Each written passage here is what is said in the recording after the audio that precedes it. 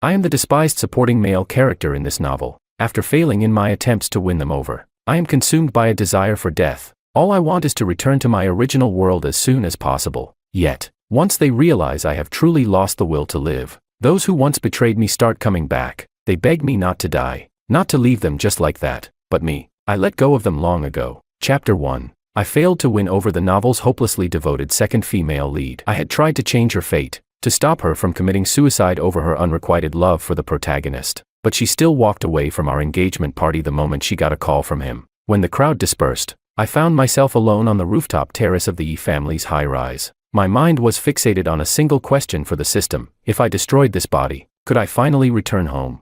Upon receiving a confirming answer from the system, I took a step toward the railing, but I had barely moved when a scoff sounded from behind me. I turned to see a familiar face: Rebecca, my adopted sister without a single drop of shared blood. I had found her in a dumpster when she was 7, brought her home, and raised her alongside me until she was 14, at which point her wealthy biological parents reclaimed her. The next time we met, she had become one of Edward's many fanatical admirers. My years of working 3 jobs to put her through school had only been enough to evoke her excitement upon our initial reunion. Afterward, she quickly saw me as the vile, envious loser rumored to hate Edward, and the only thing left in her gaze was mockery and guardedness. At my engagement party with Veronica, news arrived that the protagonist, Edward, had been kidnapped, and with it, everyone at the event was swept away, including my fiancée. Before leaving, she had even gripped my wrist, her gaze harsh and distrustful. "It better not be your doing," she said, turning her back on me without another glance. It was the 100th time she had chosen Edward over me since I'd come into this story, and so the system had deemed me a failure. The reason she was labeled the hopelessly devoted second female lead became clear. Her redemption was only a product of the system's and my wishful thinking. Thinking this, I couldn't help but let a sneer cross my face as I looked at Rebecca with a newfound disdain. "I don't know why you're still here, but you'd better stay out of my business," I said. "You might just miss your chance to flaunt yourself in front of your dream guy if you linger too long." After all, this so-called kidnapping was nothing but a stunt orchestrated by Edward and his family. Their only aim was to ruin my wedding with Veronica today. Once everyone was gathered, Edward himself would reappear, right on cue. Chapter 2. Perhaps it was because I'd never treated her like this before, but Rebecca froze, looking momentarily stunned, as though she wanted to say something. I turned my back on her, no longer willing to look. Now that I had failed to win over my target, I had no reason to remain in this world. The only silver lining was that the system acknowledged my genuine effort in completing the mission. It granted me immunity from punishment, as long as I left this world within the time frame it set. This way, I could avoid being erased. Yet,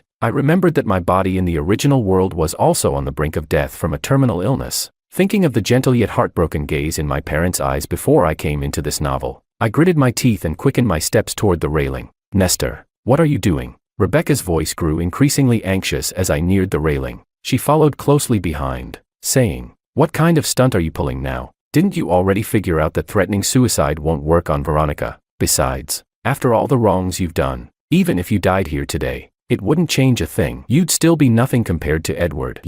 Her words were cut off because, from her perspective, I had leaped over the railing without hesitation, plunging toward the glittering lights of the city below. The world expanded around me as I fell, the rushing wind stinging my ears, but nothing could snuff out the thrill in my heart. I was going home, back to my parents and friends. I would leave all the grievances and regrets I had accumulated here behind. Just a little more, just a little further. I closed my eyes, anticipation swelling within me. In the next instant, the sensation of freefall came to an abrupt halt. My arm had been grabbed, the tugging pain yanking me back to this world. I opened my eyes and looked up to see Rebecca, half her body wedged between the railings, gripping onto me for dear life. "Let go," I said calmly. Rebecca clenched her teeth, her eyes reddened with effort. "Nestor, fine. You win. You're acting convincingly, but this changes nothing." "Veronica."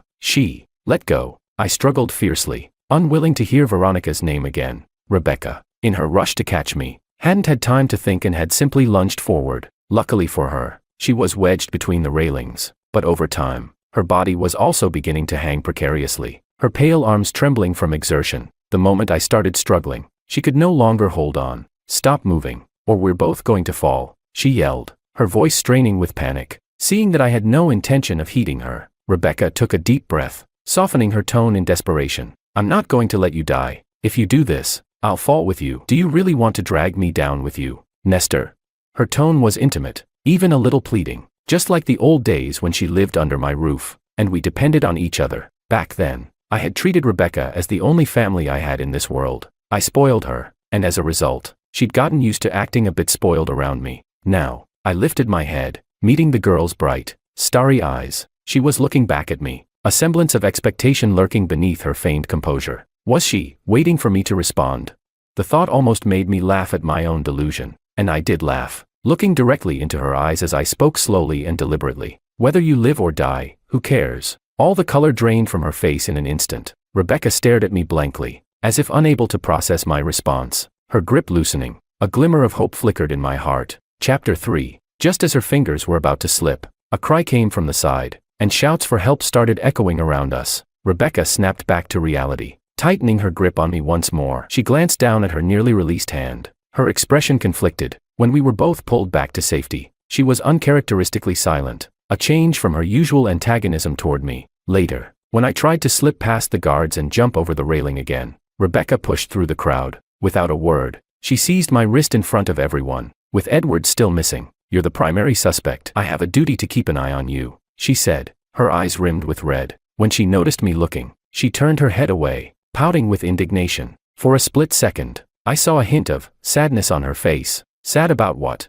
I let out a bitter laugh. Rebecca was once the only daughter of the Song family, abandoned by her parents' business rivals, a girl forced to survive in the slums, bullied by other kids, chased off by vicious dogs. With nowhere left to go, she had hidden in a pile of trash in a dim alley, enduring the stench of rotting garbage in the middle of a sweltering July. Afraid to take even a single step beyond the safety of that alley, there she'd waited, a small, crumpled figure, among rats and cockroaches, awaiting decay. Her one act of courage had been to call out to me, a boy passing by after school. Afterward, I took her out of that trash heap, cleaned her up, and dressed her in clothes my mother had left behind, altered to fit her. I was only 12 then. Sharing the community welfare allowance meant for one between the two of us. When I first arrived here, I hadn't even remembered I was a transmigrator or a player in a game. I had no cheats or advantages. To ensure that Rebecca had books to read and meat to eat, I scoured the streets for bottles after school, and on weekends, I washed dishes at a small diner. Underage workers are kept hidden,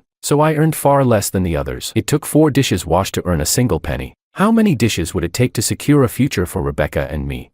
I didn't know. I simply picked up each dish, rinsed, scrubbed, and repeated, numb to the process. The diner's stifling back kitchen, the whirring Nestor fan, and the thick grease stains were the markers of my childhood. I once asked Rebecca why, of all the people passing by that alley, she had called out to me. The young girl had smiled up at me, her face beaming. She said she had chosen me after watching for a long time, believing that, out of everyone, I was genuinely kind. And now, this same Rebecca, after being taken back by her birth parents at 14, had never contacted me again. The one who once claimed to believe in my kindness had, after only a few moments' hesitation, chosen the protagonist's side whenever we clashed. She'd loudly condemned me, expressing her disappointment and disdain. Thanks to her insistence on keeping watch over me on Edward's behalf, I had no chance to attempt suicide again for the entire return trip. She had even called several bodyguards to keep an eye on me. After seeing me jump without hesitation twice, she finally realized that I wasn't bluffing. I genuinely wanted to die.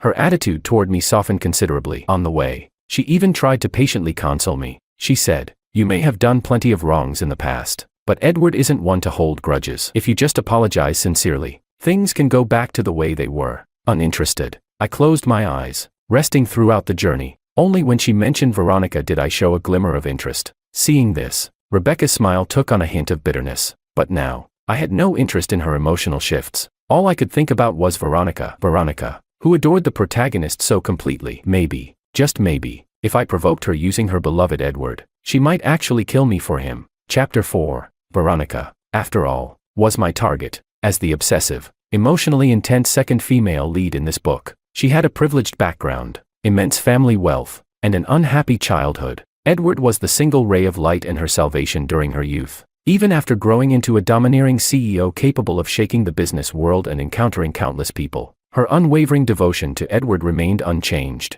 In the end, she paved the way for the female lead and, after the protagonist couple reached their happy ending, chose to end her life in solitude by jumping into the sea. I had first awakened to my role as a player after Edward transferred to my high school in my second year. By then, Veronica had already fallen head over heels for Edward, who had once shared his umbrella with her in the rain. Her love for Edward was both hidden and intense. She could even accept being with another man she didn't love just to make Edward happy, and that man was me. At the time, Edward mistakenly thought I had an ambiguous relationship with the female lead, Angelica, and drowned his sorrows in alcohol. No matter how much Veronica tried to comfort him, it was to no avail. Finally, Veronica decided to pursue me. Keeping her enemy close was her way of keeping an eye on the person who was always competing with Edward. The ridiculous part is that I actually thought my persistence had finally moved her. I even joked with the system, saying that sincerity could melt even the iciest hearts. Ice can melt, sure, but sadly, it wasn't melting for me. Chapter 5. When Veronica returned,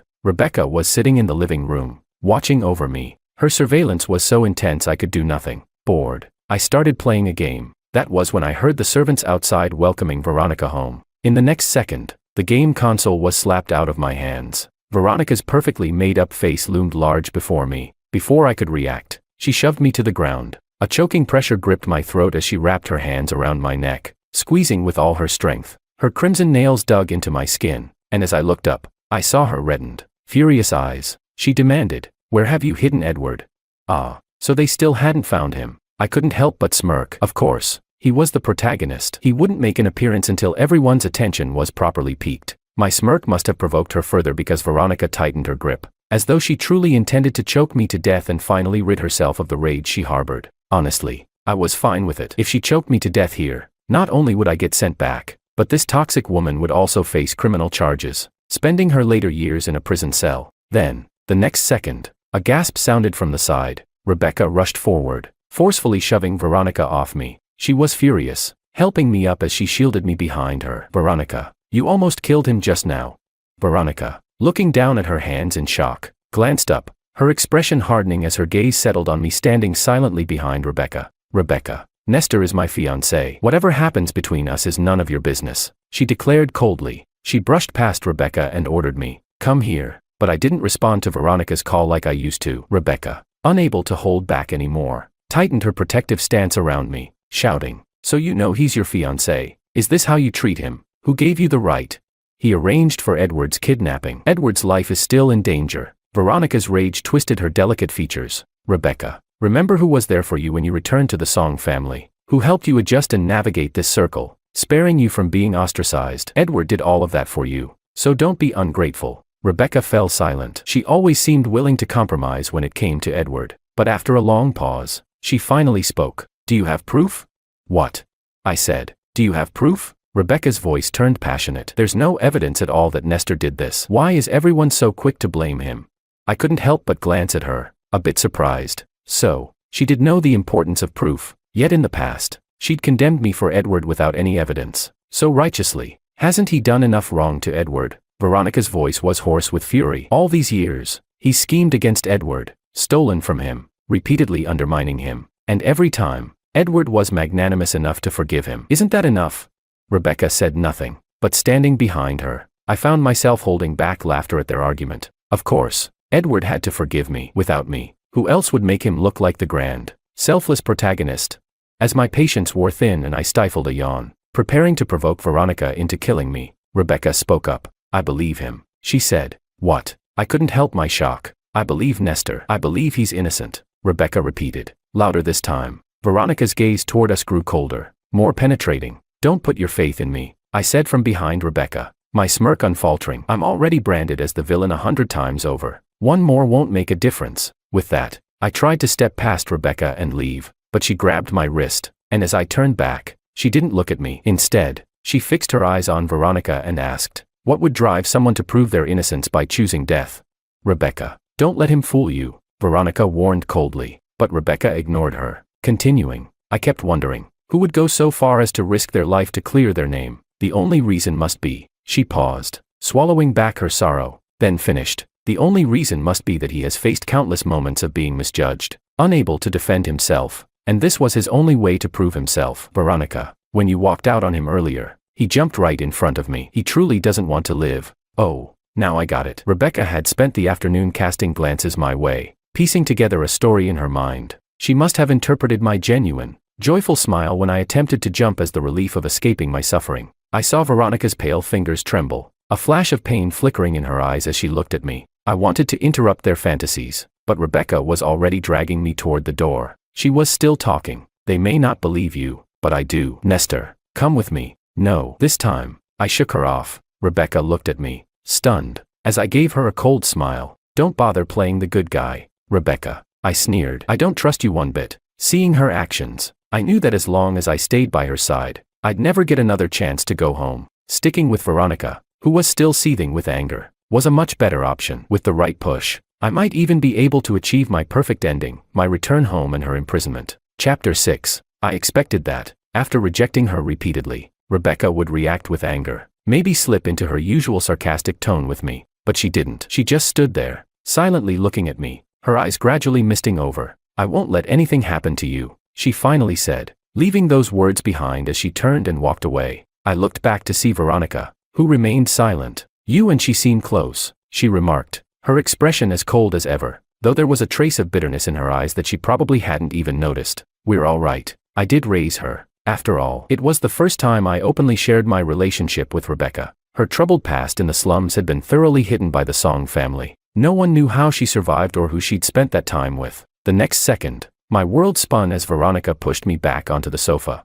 her hands once again lingering at my neck, but unlike before, she squeezed gently this time, her touch almost intimate. I looked up at her, meeting her gaze in silence. After a long moment, she seemed to relent, sighing softly as she let go, her thumb brushing over the bruises on my neck that she'd left earlier. She rested her head on my chest and murmured, "Let's stop fighting. Tell me where Edward is, won't you?" For a brief moment, I thought I saw real emotion in her eyes, the kind I had glimpsed when she once asked me to marry her, holding a ring. Back then, she'd said, "No matter what happened before, as long as you're good from now on and don't do anything wrong, we'll be happy together." But I had already realized that she'd only pursued me to bring happiness to Edward, so I'd given up on her by then. Still, for the sake of the mission, I swallowed my humiliation and accepted the engagement ring she offered to me, but in her heart, meant for someone else. As she slipped the ring onto my finger, Veronica had smiled in relief. She'd even kissed me passionately amidst the crowd's cheers, though moments later, she'd left for Edward after hearing news of his car accident. And now, looking at her face once again, I allowed a smile to creep across my lips. Veronica's eyes lit up, her tone rising with a hint of hope. "Nestor, won't you just listen to me this once? I won't pursue what you did this time. If you stop hurting Edward, we can finally be happy together. In your dreams." My words cut through her speech, as if that would happen. "Veronica, do you think this is some fantasy where we all live in harmony? If you're so capable, then go ahead, kill me. Don't think I won't." Her voice turned cold. "Go ahead, do it. If you can't, then you're just a coward." I threw out the taunt, but soon enough, exhaustion hit, and my vision went black as I lost consciousness. While I was out, the system reminded me that I needed to hurry and leave this world. My time was running out. As I began to regain consciousness, my mind felt clouded. Warm fingers traced over my face, accompanied by the occasional gentle, warm kiss. I thought it must be a hallucination. In 7 years of courting Veronica and 5 years of being her boyfriend, the times she'd kissed me willingly could be counted on one hand. Yet this hallucination felt all too real. I could even hear her voice, tinged with exasperation, whispering in my ear, "Nestor, what am I going to do with you?" Unable to take it any longer, I opened my eyes, only to catch a fleeting glimpse of emotion in Veronica's gaze before she could mask it. I was momentarily stunned. Veronica was always so composed, so reserved. I'd never seen this expression on her face, a mixture of pity, resentment, restraint, and reluctance, emotions layered one over the other, making her look almost like a stranger. But this unfamiliarity only lasted a couple of seconds. Her expression soon hardened again. "Tell me where Edward is," she murmured, her voice low and almost hypnotic. In her hand, she casually toyed with a syringe. Noticing my gaze, she smiled and explained, "A rare item. Something that only circulates among the elite. Just a milliliter will induce unbearable pain for 3 minutes before the victim dies, and the coroner will only find evidence of a heart attack." I chuckled. Veronica's eyes lit up briefly as if she thought I'd finally relented, but her expression quickly morphed into shock, because I had grabbed her hand, pushed the syringe's needle to my neck, and injected it. "Veronica, let me tell you a secret." My voice was weak as I looked into her stunned, helpless eyes. I said, "Once, I was kind to you because I loved you. I know. She trembled, pulling me into her arms, her voice rising as she shouted for a doctor. Resting my head on her shoulder, I finished what I needed to say. "I loved you, but you never trusted me, so let it go. Veronica, just sharing a world with you is enough to make me sick." With that, I pushed her away and collapsed from her arms. As I fell, time seemed to slow, and I saw her face, filled with confusion and sorrow. Could Veronica actually feel sadness over me? No matter, I thought. Finally, I'm going home. Nestor. Somewhere in my fading consciousness, I heard a familiar voice as the basement door was thrown open. It was Angelica, the girl next door who had cared for me growing up, and the novel's female lead. I heard her rushing footsteps and her frantic announcement, her voice cracking with urgency. They found Edward. It was all a scheme by the family's rival. What did you say? Veronica's trembling voice echoed. I could barely make out the rest of the conversation. My awareness drifted, my soul feeling light, as if floating. My parents' gentle, loving faces appeared before me, and I reached out, yearning to embrace them, but an overwhelming force dragged me back. When I opened my eyes, I was still in this body. A sterile hospital ceiling greeted me. You're awake. A gentle voice sounded from beside me. I turned to see Angelica, watching me with a look of concern. Dressed in a cheongsam with silver-rimmed glasses perched on her nose, she radiated a cool elegance without needing any adornment, the effortless charm befitting the novel's female lead. But right now, I had no interest in anyone else. Only one question filled my mind. Why am I still alive? My voice was heavy with disappointment. The hand she was using to peel an apple paused. After a long sigh, she set the apple down and came closer, tucking the blanket around me with care, looking down with a gentle expression. I've explained everything to them. Veronica feels too ashamed to visit you. It was all a misunderstanding. They were all in the wrong. Don't think too much about it. As she spoke, she reached out, softly ruffling my hair. No matter what, you still have your big sister here. I lay under the blanket, watching her actions, unable to stop the bitter smile from crossing my face. Well then, sister, maybe your boyfriend should apologize in public for all the rumors he spread about me, implying I was the culprit. Angelica's face froze, and this time, she had no response to give me. Chapter 7. Angelica had always been the one in this world who seemed to defend me the most. At least, that's how it appeared on the surface. When I was a child, my parents in this world hadn't yet passed away in a car accident. Our families were neighbors then, and Angelica's parents, consumed by their research, often didn't have time to look after her.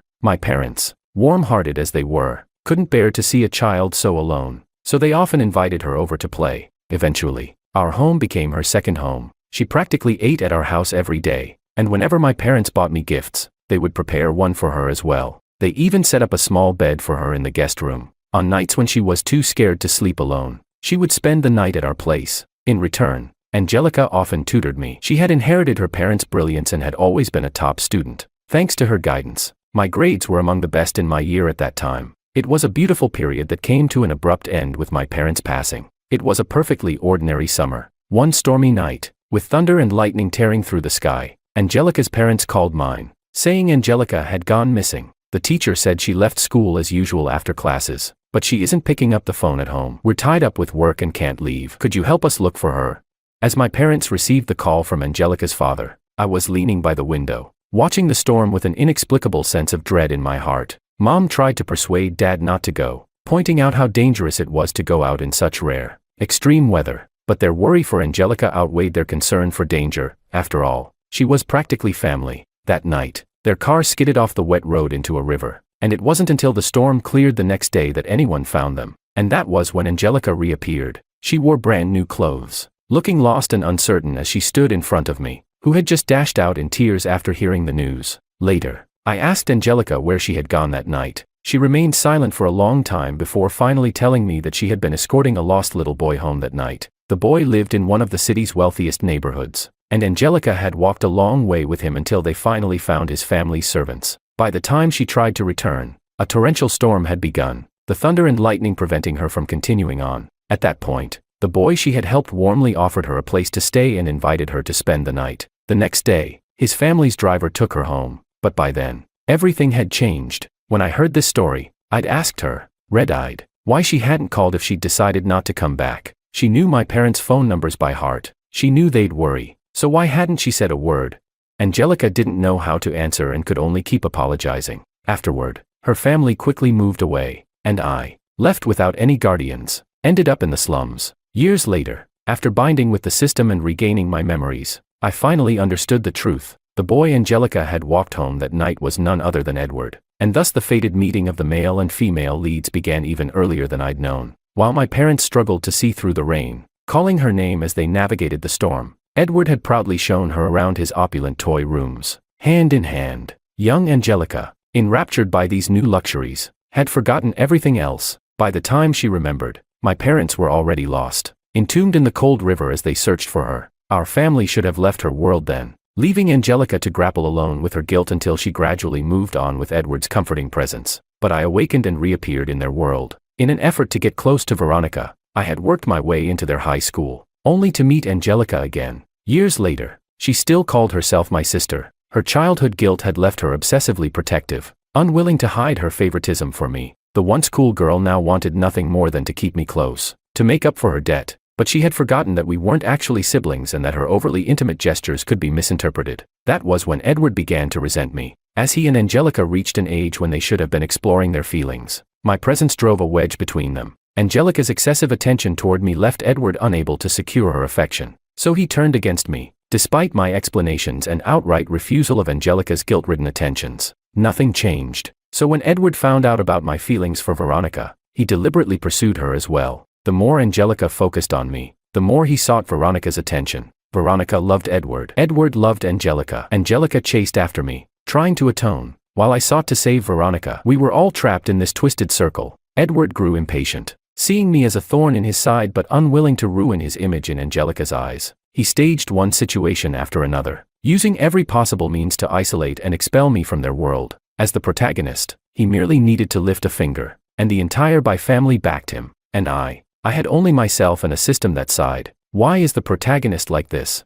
In the end, I became notorious, and Edward drifted further from his own character as a noble, magnanimous hero. This time, he falsely accused me of hiring people to kidnap him. Angelica, somehow, convinced him to admit that the incident was orchestrated by his family's rivals. I didn't know how much she knew, so I changed my question. If I told you only one of us could live between Edward and me, what would you do?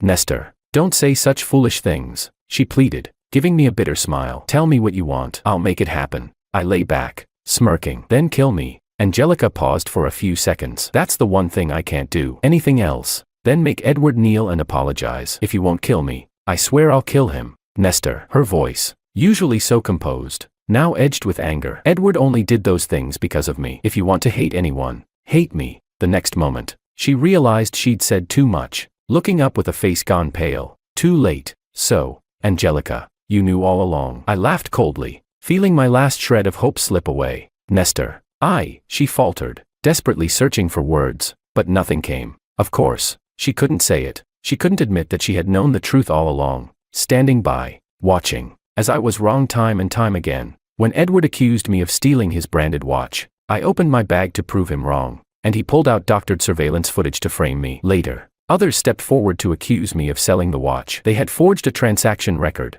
transferred money into my welfare account, and fabricated a case against me, branding me a thief throughout high school. And you knew all of this, Angelica. I laughed even as tears rolled down my face. This time, I felt true disappointment. If my parents could see this, the person they had died for, how would they feel?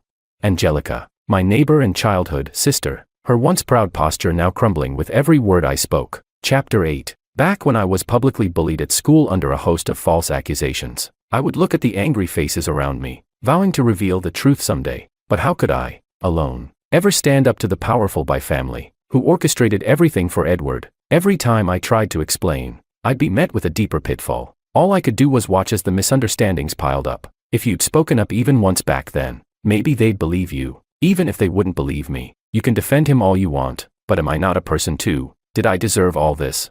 I looked at Angelica, speaking each word deliberately. Her hands shook as she tried to reach out, as she used to, but I pushed her away. Angelica, who are you loyal to? I laughed through my tears. Stop it, please stop. She hunched over, shaking as a fit of coughs racked her body, but I ignored her, continuing. You wanted to make it up to me, yet you also protected Edward. You tried to have it both ways but failed at both. I must have been cursed to know someone like you. Suddenly, Angelica slapped herself hard, her glasses flying off, and her pale face marked with 5 distinct fingerprints. She trembled, unable to defend herself. Finally, the once proud woman knelt on the cold hospital floor, her voice hoarse as she said, I was wrong. Nestor, I wanted too much. I failed both you and Edward. Tears rolled down her face as she looked up at me, her gaze shattered, nearly desperate. What do I have to do to make you forgive me? Please. Nestor, your parents are gone. I just want you to keep living. She reached out, trembling, trying to touch the hem of my clothes, her body convulsing from the memories that tormented her, but I only stepped back, looking down at her. Angelica, I'm no fool. I'm done with your empty promises. With that, I turned and left the room. She collapsed onto the floor, gasping. Her face flushed as she struggled for breath, still trying to call me back. Nestor, she forced a faint smile. Can't you forgive your sister? Before I could respond, another voice came from the doorway, pushing Angelica aside. It was Rebecca, who had overheard everything. Straddling Angelica, her tear-filled eyes were full of rage as she shoved her repeatedly. How dare you ask for his forgiveness? Does making him suffer make you feel better? Do you people have any conscience at all? I trusted you with Nestor, and this is how you repay him. I'm sorry, Angelica whispered weakly. Before fainting, Rebecca rolled off her and clutched her head in frustration. You're all disgusting. I believed in you, yet I treated him horribly. I'm no better than any of you. Covering her eyes with one hand, she cried, Brother, I was wrong. I shouldn't have doubted you. You've been through so much. I regret everything. I didn't mean to treat you that way. Her loud sobs eventually drew in the medical staff, and Angelica was taken to the ER. Rebecca, however, remained, refusing to leave. Nestor, come with me, please, she begged, her young face pleading. If you stay with Veronica, she'll kill you. I'm begging you, please come with me. But I ignored her, following the family's bodyguards without looking back. Why? She called after me, her voice trembling. You used to care about me the most. Why do you only see Veronica now? Aren't we the ones who were closest? Closest, I echoed the word, unable to hide the sneer in my smile. You didn't think about that when you called me vile and despicable. Rebecca, you're no better than Veronica. You're both disgusting. I left her lost figure behind, not looking back this time. Chapter 9. I wasn't sure how much Veronica knew about what had happened in the hospital, but from that day on, she stopped appearing before me. Maybe she didn't know how to face me, or maybe she couldn't accept the reality that her unforgettable first love had long since soured. Veronica avoided me, leaving me to figure out how to end my own life. I attempted everything, jumping off the roof, biting my tongue, slitting my wrists, even trying to drown myself in the bathtub. But the family had too many eyes on me. The housekeeper, Ms. Wu, tearfully called Veronica, pleading, Miss, please come see him. He's breaking apart. But Veronica still didn't show up. Instead, every potentially dangerous item in the house was removed, and even the windows were sealed shut. With nothing else to do, I started banging my head against the wall and cursing Veronica's ancestors for 18 generations. Veronica didn't get angry. Instead, she subtly let the household staff drop hints that she hadn't been looking for Edward these days. She also started sending me gifts, luxury car keys, watches, ties. Each day, a different gift appeared on my bedside table. I threw them out, and she just kept sending more. Sometimes, if I woke up early, I'd even catch a glimpse of her hurriedly leaving my room. This standoff between Veronica and me dragged on, with the system reminding me to hurry up. I told it not to worry, someone would break first, and that someone was Rebecca. She came to the family estate multiple times, trying to take me away, even going so far as to alarm the elders of the Song family. She threatened them with her own life, demanding they intervene to get me away from Veronica. Veronica ruled the family now, and when she was stubborn, she wouldn't yield to anyone. The two families clashed, creating a nasty public rift, and at one point, things got so ugly that they nearly severed ties altogether. Finally, Rebecca threw down the gauntlet in front of Veronica. She said, if I hadn't been taken away back then, you wouldn't have a place by his side at all. You're just a thief who picked up something you don't cherish. Her words finally provoked Veronica. That night, I was half asleep when I suddenly felt a warm body press against me, accompanied by the strong smell of alcohol. I opened my eyes to find Veronica's face, filled with grievance. I had never seen her like this, clinging to me like a discarded puppy, holding my hand tightly against her flushed cheek. Honey, she said, my love for you is stolen. She murmured pitifully. She said I don't cherish you. I didn't mean to. I just didn't know how to face you. Veronica, I'm not your husband. You walked out on our engagement ceremony the moment it started. I'm not even your fiancé. I coldly interrupted. My words stunned her, her body freezing midair, the haze of drunkenness slowly fading from her eyes as clarity returned. But then she chose to pretend nothing was wrong, clinging to me again. No, my Nestor loves me. He'll be my only husband. But I just looked at her coldly. Veronica, you're not young anymore. Stop playing these games. If you had the same loyalty to Edward that you did before, I might still have some respect for you. At last, my words angered her. She slammed a fist into the pillow beside me, her hand sinking into the soft down feathers. After a long pause, I looked up and met her bloodshot eyes. What do you expect me to do? My parents only saw me as a tool from birth. If it hadn't been for Edward, I wouldn't have survived. What am I supposed to do? She screamed, her voice laced with despair. After a moment, her tone softened again, as if she'd found new resolve. In the end, you're still to blame for all the wrongs you've done, but it's okay. Nestor, I forgive you. She was unhinged. I looked at her coldly as she struggled with her pain. Yes, he's innocent and wonderful, so why didn't you marry him? Or were you unwilling? Veronica, don't you realize? You're so pathetic it's sickening. No wonder Edward could never love you. You don't deserve anyone's love. I must have been blind. Shut up. Something in my words pushed her over the edge. She shoved me down again, gripping my throat tightly. You promised you'd stay by my side, that you'd love me. She looked at me, her voice raw with despair. Why can't I feel your love anymore? She screamed, her voice trembling with fear and helplessness she didn't even realize, her tears blurring her vision as she searched my face for any trace of affection. My face flushed red as I struggled for breath, but I just sneered at her. Yes, that's right. Choke me when I'm gone. You can face the consequences. But just before I suffocated, she came to her senses, abruptly releasing me. You're trying to make me kill you. You'd rather die than stay with me. For a moment, her once proud posture seemed to collapse, leaving her looking utterly defeated. She bent over, coughing, and then started to mutter to herself, as if to reassure herself. No, you still love me, Nestor. You're just mad at me. I'll make it up to you. She leaned forward, clutching me tightly. Let's get married. Okay, we'll live happily. Just the two of us. No one else. Her voice was thick with tears, soaking my shoulder. I pushed her away and slapped her hard. Veronica, if you want to kill me, just do it. Spare me the nauseating talk. The slap left her stunned. Her face turned to the side. Finally, she stood up in silence.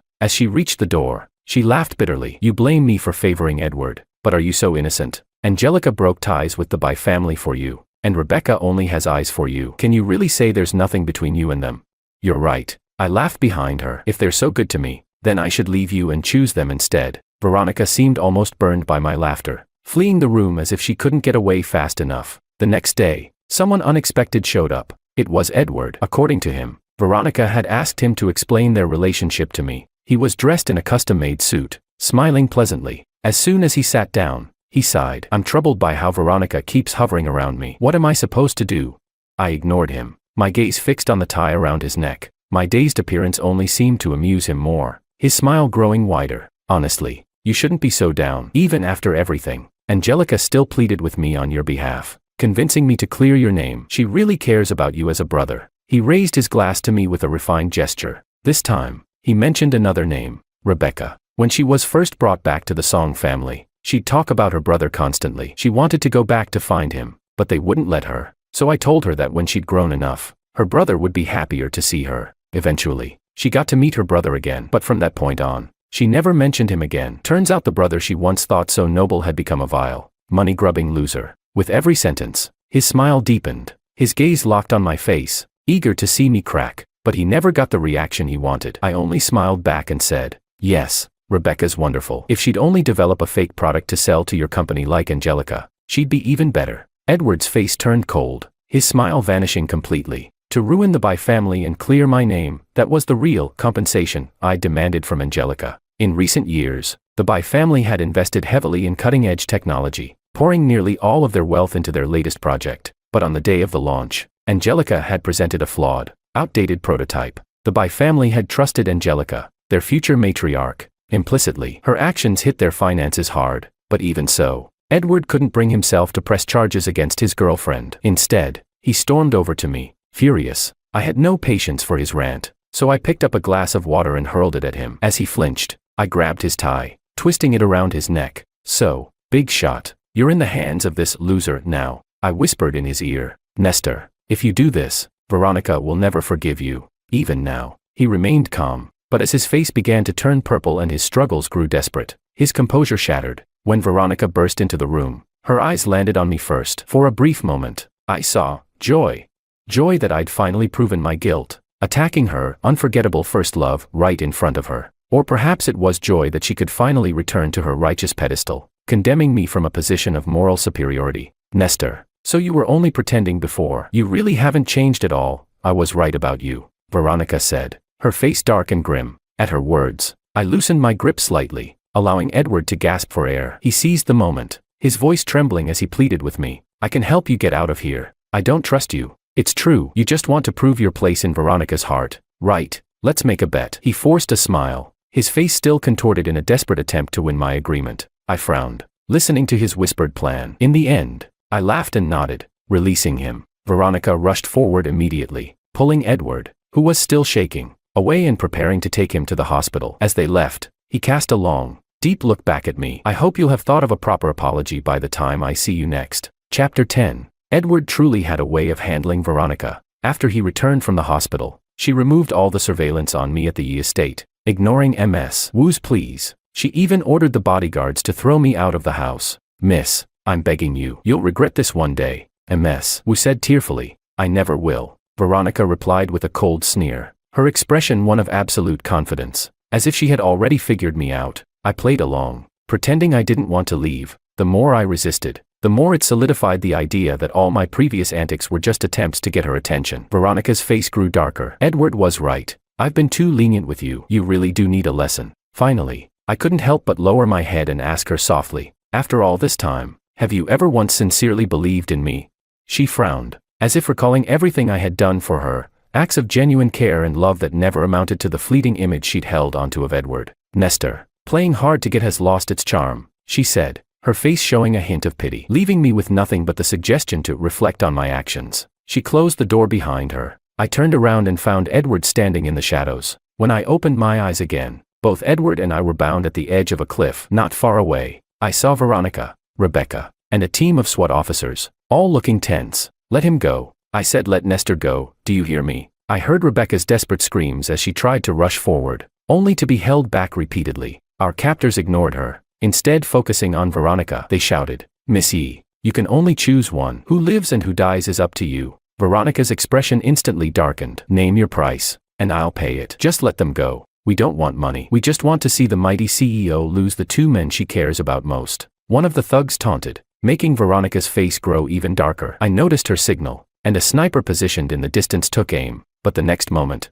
Edward, beside me, let out a pained cry as he was pushed closer to the edge. When Edward regained his composure, he called out to her, his voice trembling, Veronica, Veronica, don't worry about me, he said. There was still a bandage on his forehead from where I'd struck him the previous day. Standing there against the wind, he looked like a young bamboo stalk, frail and on the verge of snapping. Veronica's gaze lingered on his injury for a moment, her expression dazed. Stay still. One of the captors yanked him roughly, forcing him to stumble closer to the cliff's edge, making everyone hold their breath. Veronica's face was filled with an almost tangible murderous intent. Edward, however, glanced at me and gave a sly smile. You've lost again, he whispered. Aren't you afraid they'll discover this is all an act you orchestrated? I asked. Heh. Edward sneered. With the Bai family backing me, they'll never find out. Hasn't it always been this way? He raised an eyebrow at me, his smile growing even more smug. The thug he had hired pulled him even closer to the cliff. Miss E, if you can't make a decision, we'll help you make it. Veronica. Edward screamed in pain, clinging to her name as if it were his lifeline. Veronica clenched her fists tightly, giving the thugs one final warning. I won't let you get away with this. Cut the nonsense. Make a choice. Edward looked like he was moments away from falling into the abyss. Finally, Veronica's hands relaxed, her gaze filled with pain as she looked at me. Nestor, was this all your plan again? She asked. You don't want money, just to force me to choose. Are you trying to prove who means more to me? She laughed bitterly. I've indulged you too many times. This time, I won't let you go too far. As expected, Veronica chose Edward. In that instant, the scene fell silent. Rebecca, who had been held back until now, rushed forward and slapped Veronica. Edward, meanwhile, gave me a triumphant smile. Goodbye. He turned to leave. The men restraining me loosened their grip as well. Veronica, barely perceptibly, sighed in relief. Nestor, stop using these childish tactics to test me. But her words stuck in her throat. I deliberately stepped back, moving to the edge of the cliff. With one more step, I would fall, disappearing into the ocean below. Nestor, Veronica called my name in a trembling voice. Brother, don't throw your life away for these people. Rebecca, held down on the ground, was crying uncontrollably. Come back, brother. Let's live our lives together. I was wrong back then. I shouldn't have let jealousy drive me away. I should never have left you to this horrible woman. But I only shook my head gently, looking at them with a calm gaze. Veronica, this is the 101st time. What? You chose Edward for the 101st time, I said, watching the panic grow on her face, a subtle satisfaction rising within me. I genuinely loved you. If you'd chosen to believe in me even once, we wouldn't be here today. Then, I turned my gaze to Edward. There's something you might not know. I left a gift for both of you. I pointed to the second button on my shirt. Right here. There's a hidden camera. Everything you just said and did has been broadcast live. I wanted to go home, but I didn't want to leave behind a tarnished name. The injustices I endured were real, and I didn't want to be remembered as a thief after I was gone. When I first came to this world, I greeted everyone with nothing but kindness. For a brief moment, Edward looked panicked, but then he seemed to calm down, as if realizing something. Of course, he had the By family. Manipulating the footage and shutting down my stream would be child's play for them. In Edward's mind, he assumed my broadcast had been cut off almost instantly, but the look on my face made him hesitate, and he grabbed someone's phone in a panic. The internet was already flooded with headlines about him. Hashtag Bay family airs manipulative games. Hashtag rich boy bullying. Hashtag. These phrases quickly rose to the top of the trending lists, with countless people posting clips from the live broadcast as evidence. The video clearly captured his confessions of slandering me and every vile word he'd spoken. Veronica, unable to hold back her curiosity, pulled out her phone to check, her face turning pale as she looked up, meeting my gaze. It's fake. It's all fake, Edward screamed, pointing accusingly at me. But then he glanced around, realizing something. The heroine of his sweet romance novel wasn't there. He turned to me, and I didn't hold back the truth. It was her idea. She even supplied the camera. So, the rest of your lives will be spent hating each other. Enjoy tearing each other apart. With that, I leaned back. In full view of everyone, I fell off the cliff. No, a wail rose behind me, though I couldn't tell if it came from Veronica or Rebecca. But I no longer cared. As I plunged into the ocean's depths, my soul seemed to rise above. I saw Veronica kneeling, her face streaked with tears as she stared in horror over the edge of the cliff, eventually vomiting blood. Rebecca broke free from her restraints, attempting to hurl herself off the cliff after me, but was stopped at the last moment by the Song family members. Meanwhile, in the distant city, Angelica sat in silence at her computer, repeatedly refreshing the trending topics. A deep red gash ran across her wrist, blood dripping steadily, but she only glanced out the window. After a while, she closed her eyes and whispered, "Nestor, you must really hate me. It's okay. I've avenged you, and I haven't even spared myself. When we meet again, I'll treat you better. I promise." In that final moment, I saw my parents' kind faces and the concerned looks of my friends. Just as I was about to depart from this world, I heard the system's voice. "A strong wish to keep you alive has been detected. Mission complete. Reward granted." When I opened my eyes again, my mother was gripping my hand, overcome with emotion. "A miracle happened, Nestor. The doctor said your illness vanished overnight." I couldn't hold back any longer and threw myself into their arms, crying. I was finally home. Epilogue. Much later, after I'd returned from the hospital and resumed my school life surrounded by friends and teachers, I heard the system's voice again. It was time for a follow-up. Accompanied by the system, my spirit revisited the world inside the book, witnessing the endings of those I'd left behind. After seeing me fall from the cliff, Veronica went mad. Directing all her rage at Edward, she uncovered the hidden truths, forcing Edward to publicly apologize for slandering me. But she didn't stop there. She launched an all-out campaign against the By family, draining their resources, and within 3 years, they went bankrupt. Even kneeling outside the family mansion in the rain couldn't soften her heart. Eventually, she spiraled into a life of drunken self-destruction, ignoring her responsibilities until she was dismissed as CEO by the family. She returned alone to the school where we'd once studied together, clinging to our shared past. One day, she began coughing up blood, but she paid no mind, drinking and calling my name. She was in the final stages of stomach cancer when I visited her in her dingy apartment. She'd been unconscious for 3 days. Her spirit seemed to see me, smiling with a dazed, childlike happiness. "You look so different now, happier than ever." "That's good," she said softly, reaching out to touch my cheek. I turned my head, avoiding her touch. Veronica looked disappointed, a bitter smile forming on her lips. She said she'd soon be gone, able to join me and make amends. But I only laughed. "Only you're dying, Veronica. I have a new life in another world, filled with light and warmth. You're the one who will rot in darkness forever. Even in death, we'll be worlds apart." With that, I vanished, leaving her sobbing alone. As for Edward and Angelica, Angelica's attempt to end her life was thwarted by her family, who managed to save her. But with the By family targeting her for the disgrace she brought upon them, she became their new victim. Before Veronica finished off the By family, Edward turned his bullying methods on Angelica, repaying her with all the cruelties they had inflicted upon me. When the By family collapsed, Edward went to Angelica's house, asking if she would still give him a home. She welcomed him inside, and that night, she lit the gas. Neither of them saw the sunrise. Rebecca despised her former weakness, but after breaking away from the Song family, she moved to a remote mountain area to teach, disappearing from the world. When she saw me in her dreams, she was overjoyed. "Brother, I've learned to help others, just like you did. Are you proud of me?" But I looked at her with an indifferent expression and shook my head. "Rebecca, your choices are none of my concern. From the moment you decided to hide the fact that the boy who raised you for 7 years was your brother, We ended. I have my own life to live, she cried, reaching out to hold me back, but I had already turned away, leaving behind the shadows of the past. From now on, I would look forward, leaving that darkness far behind.